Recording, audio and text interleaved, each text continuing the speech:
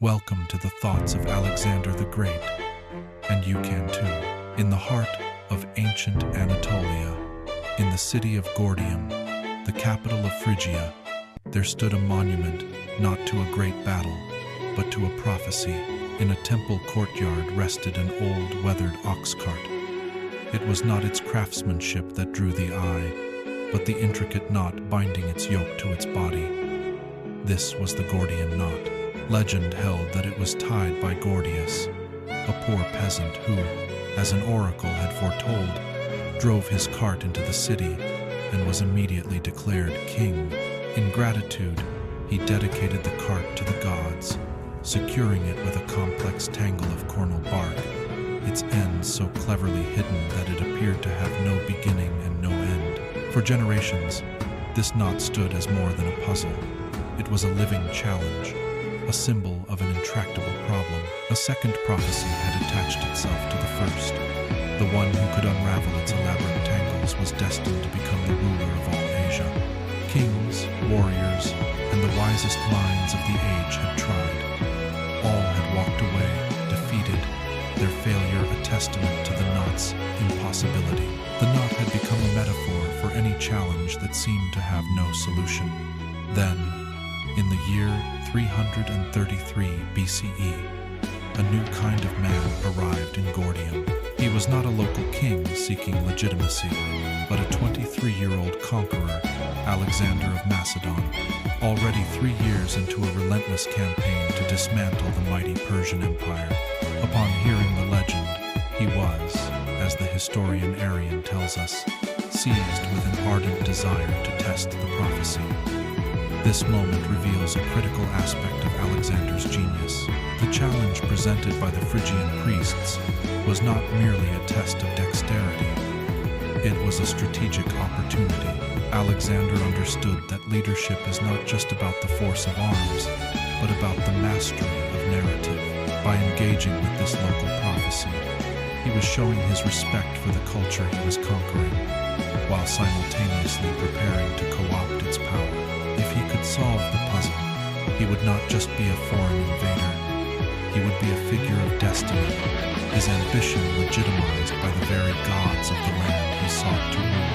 He was about to transform a symbol of Phrygian dynastic power into a cornerstone of his own burgeoning global mythos. As he stood before the knot, the weight of prophecy and the eyes of the world upon him, he faced a problem that had stumped everyone before him. What followed would define his approach to every challenge he would ever face. But to understand how he solved this puzzle, we must first understand how he saw the world. And that lesson began years earlier with a monster that no man could tame. The scene is the court of Philip II of Macedon, a place of hardened warriors and political intrigue. A horse dealer named Philonicus of Thessaly presents a magnificent black stallion for sale. The price is a staggering 13 talents, 3 times the cost of a typical war horse, a sum befitting a king. The horse is a physical marvel, powerful and beautiful, with a large white star on his forehead, but he possesses a wild and savage temperament. His name is Bucephalus, meaning ox head, a nod to his massive head and intractable nature. He is deemed untamable. One by one, Philip's most experienced trainers attempt to mount him, and one by one, they are thrown off or forced to retreat from his violent rearing. The horse will not heed any voice, will not suffer any man to approach. Even the king himself is made to look a fool. Vexed and embarrassed, Philip orders the animal to be taken away as useless. From the sidelines, a voice speaks up. It belongs to Alexander, Philip's son, a boy of only 12 or 13. What a horse they are losing, he laments, because, for lack of skill and courage, they cannot manage him. The seasoned warriors and courtiers laugh at the boy's arrogance. Philip, annoyed, challenges his son's precocious critique. Alexander does not back down. He insists he could manage the horse better than any of them, and boldly makes a wager. If he succeeds, his father will buy him the horse. If he fails, he will pay the full 13 talents himself. The agreement is struck, and the boy runs to the stallion. What happens next is a masterclass in leadership. While the grown men were busy trying to be brave, trying to impose their will through force, Alexander had been doing something far more powerful. He was observing. He had noticed what everyone else missed. The horse was not angry or vicious. He was panicking. He was utterly terrified of his own shadow, which danced and leaped before him on the ground. Alexander does not approach with a whip or a shout. He takes the bridle gently and speaks to the horse in a soothing voice. Then, he performs the simple, insightful act that changes everything. He turns Bucephalus to face directly into the sun, so that the frightening shadow now falls behind him, out of sight. The stallion's panic immediately subsides. Alexander strokes the horse, and feeling its spirit and courage return, he quietly casts aside his cloak, and with a single, nimble leap, securely mounts him. He holds the reins gently, without yanking or striking, and when the horse is ready, he gives him his head and urges him into a full gallop, returning to the astonished crowd in triumph. Philip and his court are stunned into silence, then erupt in applause. The king, it is said, weeps with joy, kisses his son, and speaks the prophetic words, "O my son, look thee out a kingdom equal to and worthy of thyself, for Macedonia is too little for thee." In that moment, a bond was forged. Bucephalus became Alexander's loyal companion, carrying him through nearly every campaign of his legendary career. When the horse finally died of old age and battle wounds in India, a grieving Alexander honored him by founding a city in his name, Bucephala. This story is more than a charming anecdote.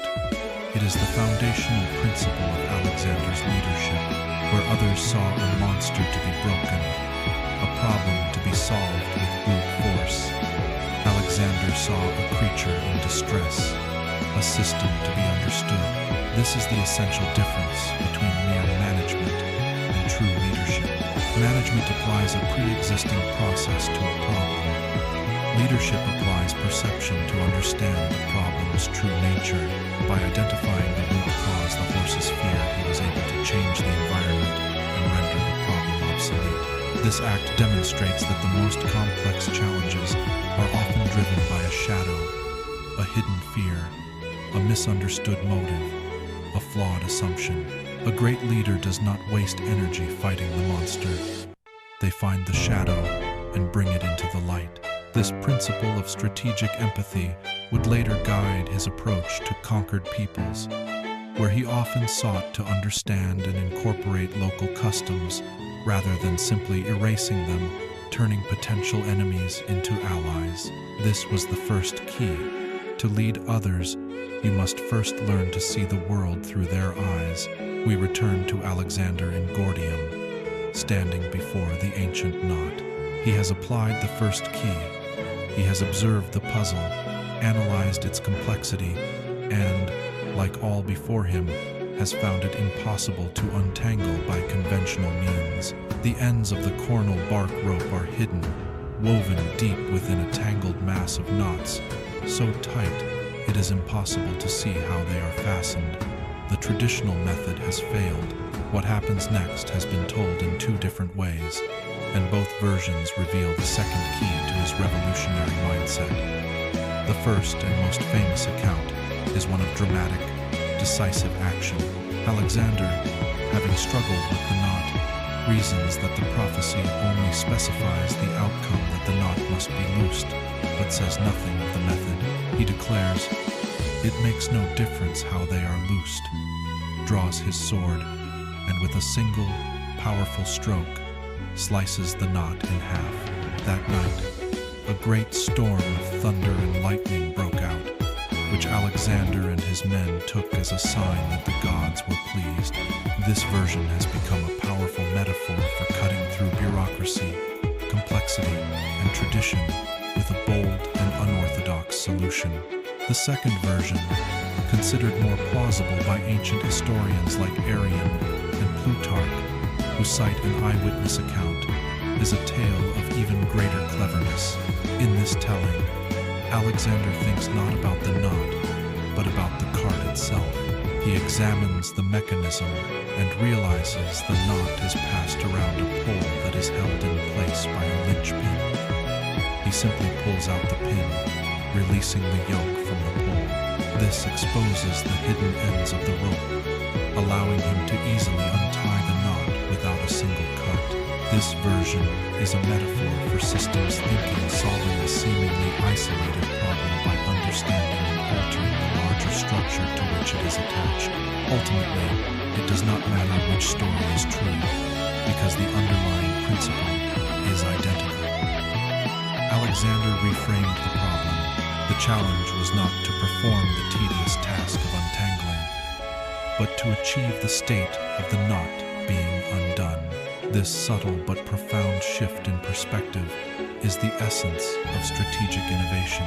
He demonstrated a loyalty to the goal, not to the prescribed method. This reveals the critical distinction between a manager and a visionary leader. A manager is often trapped by process, exhausting resources trying to follow an established but failing methodology. A leader, by contrast, remains focused on the desired outcome.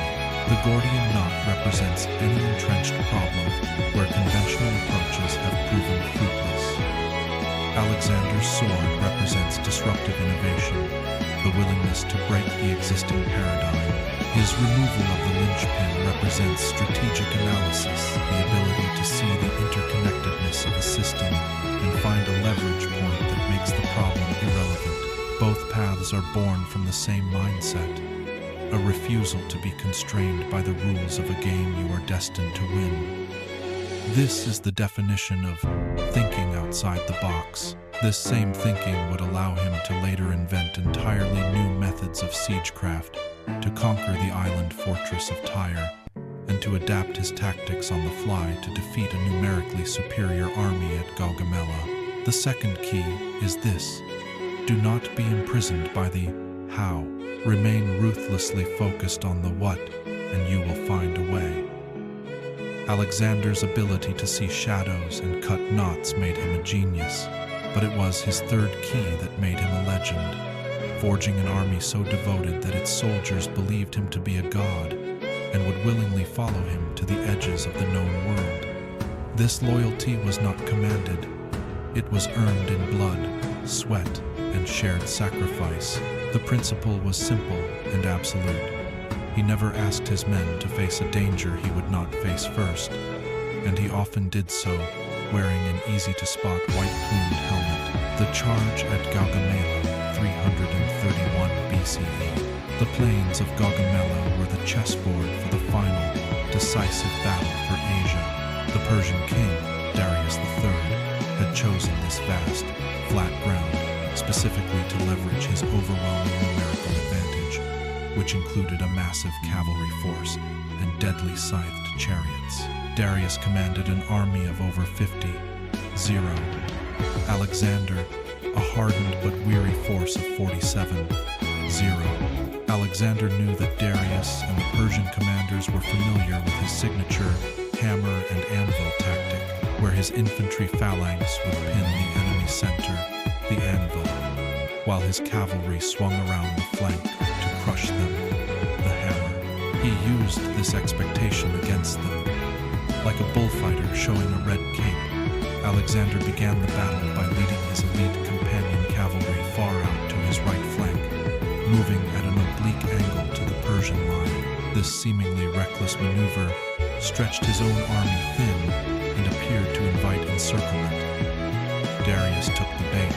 Fearing an outflanking move, he ordered his own cavalry on the left to ride out and counter Alexander, stretching the Persian line to match him.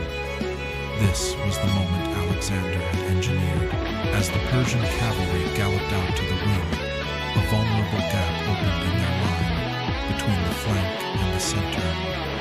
This was the weak point, and now Alexander's leadership became visceral. He did not send his cavalry to exploit the opening. He led them. Placing himself at the tip of the spear in his favored wedge formation, he wheeled his horsemen with breathtaking speed and charged at full gallop directly into the gap, aiming straight for the heart of the Persian army, where Darius himself stood. The sight of Alexander, this force of nature, this supposed demigod charging directly at him, was too much for the Persian king. Just as he had at the Battle of Issus, Darius lost his nerve, turned his chariot, and fled the field. His flight triggered a collapse in morale that cascaded through the Persian ranks, turning the battle into a decisive rout and effectively ending the Achaemenid Empire. Alexander did not direct the battle from a safe distance. He was the point of decision, the instrument of victory, leading from the absolute center of risk, the walls of Maui, 326 BCE. Years later, deep in India, Alexander's leadership was tested in a different way. His army, exhausted from years of campaigning, hesitated during the siege of a Malian stronghold. The defenders were fierce, the walls were high, and the Macedonians, for a moment, lost their nerve and would not climb the siege ladders. Frustrated by their reluctance, Alexander did the unthinkable. He grabbed a ladder, raced to the top of the walls, and scaled them alone. For a terrifying moment, he stood as an easy target for the enemy. Then, in a display of supreme and almost suicidal daring, he leaped down into the middle of the enemy fortress. His men, watching from below, were seized with a desperate fear for their king. They threw themselves at the ladders with such a panicked frenzy that the ladders broke under their weight, leaving Alexander trapped inside with only 3 of his bodyguards who had managed to follow. Alone and surrounded, Alexander fought ferociously. He was struck by a 4-foot-long arrow that pierced his side, went through his lung, and reportedly exited near his neck. He collapsed onto his shield, near death. His bodyguards defended his body, falling one by one. Outside, his men, driven into a rage by the belief that their king was dead, clawed their way over and through the walls, broke into the city, and massacred the defenders in a furious rescue. Miraculously, Alexander survived. The scar from that arrow was one of many that covered his body, each one a testament to his men that their glory and their gain were bought with his own blood. The water in the desert, 325 BCE. Perhaps the most profound demonstration of his leadership came not in the heat of battle, but in the throes of shared suffering. His decision to march his army back from India through the unforgiving Gedrosian desert was a catastrophic error in judgment, an act of hubris that cost the lives of thousands of his followers. The conditions were hellish: blazing sun, deep burning sand, and a desperate lack of water. Men, women, and animals collapsed and died of thirst. During this torturous trek, a small party of scouts managed to find a tiny trickle of water, which they collected in a helmet and brought back to their king. It was a priceless treasure, perhaps the only water they would see for days. The entire parched army watched as the helmet was presented to Alexander. He took it, offered a word of thanks for the gift, and then, in full view of his troops, he poured the precious water onto the hot sand. The effect of this action, as the historian Arrian recorded, was extraordinary. The water wasted by Alexander was as good as a drink for every man in the army. The message was clear and powerful. I will not drink while you thirst. I will not live if you die. We are in this together. The act of shared sacrifice meant more to the men than the water itself. It was the ultimate demonstration that their king shared in their suffering. These were not just acts of bravery. They were calculated performances of leadership. At Gaugamela, he embodied strategic genius. At Maui, he proved that no sacrifice was too great for victory.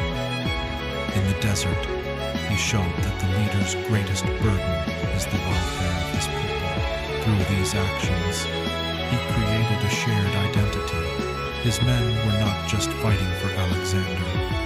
They felt they were fighting as a part of him. His willingness to bleed and thirst alongside them transformed the relationship from one of command to one of profound, almost divine loyalty. The third key is this: authority is a title, but loyalty is a currency earned only in the front line of shared fate. Alexander conquered the known world, from Greece to India, before the age of 33. He was a military genius, a visionary, and an inspirational leader who never lost a battle. Yet, while he mastered the art of conquering nations, he often failed to conquer the most treacherous territory of all: himself. His story is therefore not just a blueprint for success, but also the ultimate cautionary tale. The very qualities that fueled his ascent, his boundless ambition, his supreme self-confidence, his terrifying decisiveness became, when left unchecked, the seeds of his own undoing. As his empire and his power grew, a darker side of his personality emerged, becoming more pronounced in his later years. His ruthlessness, once a tool of war, became an instrument of terror. The utter destruction of Thebes early in his reign was a brutal warning to other Greek city-states. After the grueling 7-month siege of Tyre, he crucified thousands of its defenders and sold many more into slavery as punishment for their defiance. His temper, always volatile, became lethal. The most infamous example occurred at a banquet, where, in a drunken rage, he murdered Clytus the Black, a close friend, and the very man who had saved his life at the Battle of the Granicus, by running him through with a spear during a heated argument. Though he was immediately consumed by remorse, the act revealed an impulsiveness and emotional instability that power had dangerously inflamed. Absolute power also bred a deep and corrosive paranoia. He began to see conspiracies everywhere. This culminated in the execution of Philotas, a trusted cavalry commander, on trumped-up charges of treason. Fearing retribution, Alexander then sent assassins to murder Philotas's innocent father, Parmenion, one of his most senior and loyal generals, a man who had served both him and his father Philip with distinction. This purge, born of fear, sent a chill through the Macedonian ranks and began to alienate the very men who had been with him from the beginning. His sense of his own divinity, perhaps once a useful psychological tool, grew into a dangerous hubris.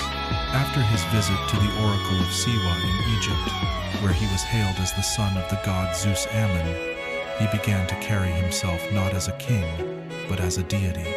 He adopted Persian court attire and attempted to force his Macedonian and Greek soldiers to perform proskynesis, the Persian custom of bowing down before the king, to his men, who viewed their king as a first among equals.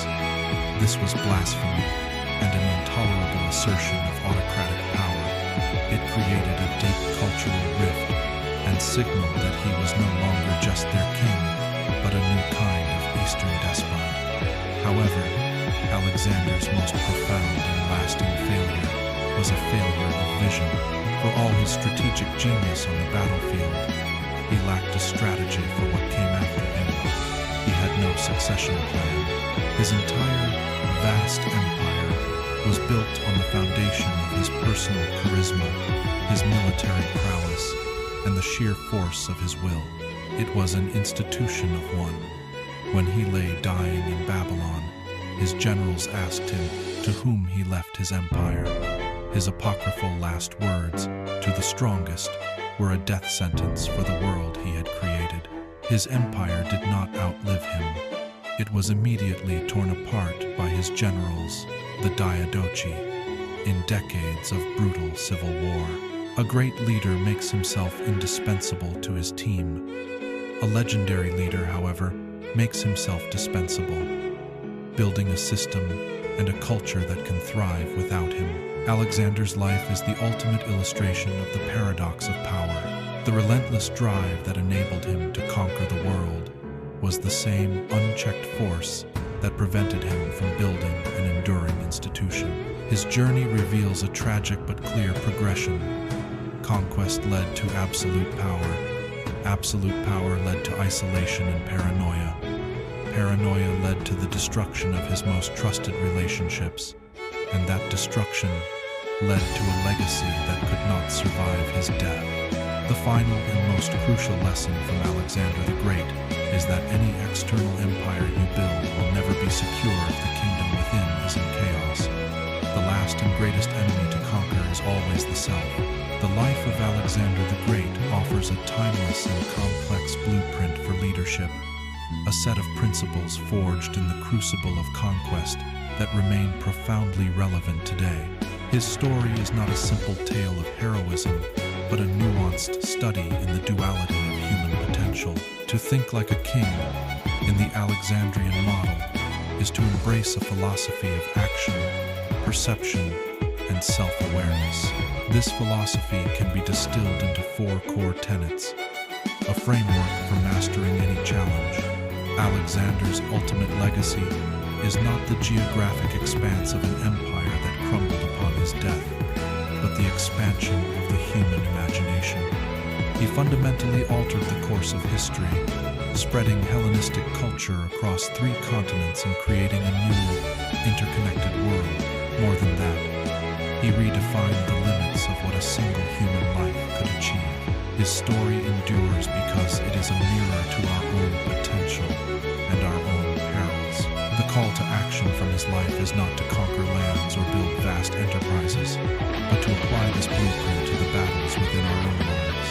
It is a call to see our challenges with new eyes, to act with bold decisiveness, to lead with authentic sacrifice, and, most importantly, to embark on the lifelong campaign of conquering ourselves.